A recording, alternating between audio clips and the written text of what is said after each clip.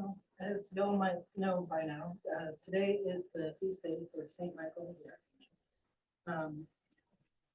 And when I was reading over the lesson on the gospel, one of the things that hit me was that, well, I don't know about the rest of you, but in my head, Michael is kind of associated with this whole showdown with the devil.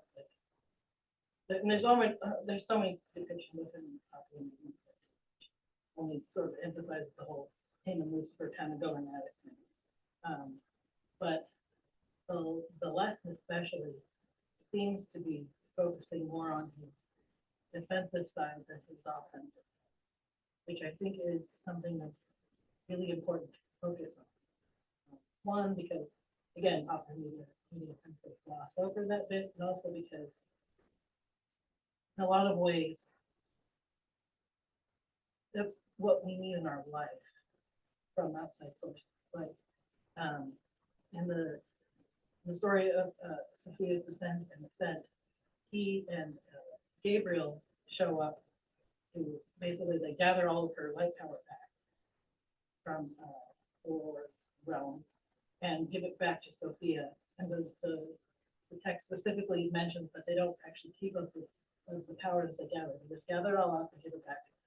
And it's very much well, for those of you who've seen The Matrix, it's that scene where Morpheus is in front of the door and Neo's next to him. He tells him, I can show you the door, but only you can walk through it. It's one of those when we ask for help, both from divine forces and from forces in our life, there's a certain amount of help that can be given, sometimes more than others, depending on the circumstance. Regardless of what the situation is, we are still the ones who have to walk through the door because ultimately it is our life that we are living, and it is not their life.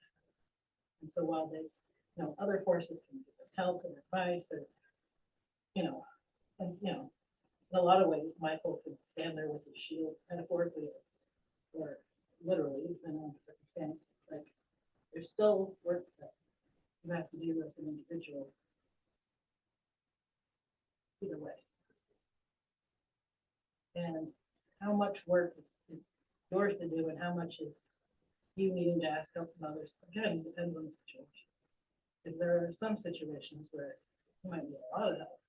And there's other situations where, like you might just need someone to talk to while you're doing something else, or just someone to talk to you bed, so you don't end up getting panic attacks like you have seen. So, like with most things in life, it's complicated and varied. But the important part is to remember that we all have a part to play in any situation, even the ones where it feels like we don't have any power. And sometimes, when we're in the virus of circumstances, what we can do is wake up in the morning and keep going. And sometimes that's enough. That whole faith as small as a mustard seed.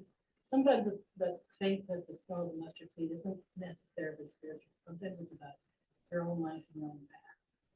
And as long as you can grasp onto something positive, it's like in the gospel it talks about the root.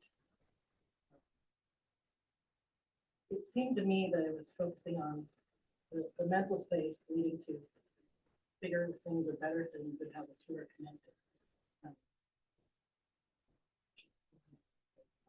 The innermost is the highest.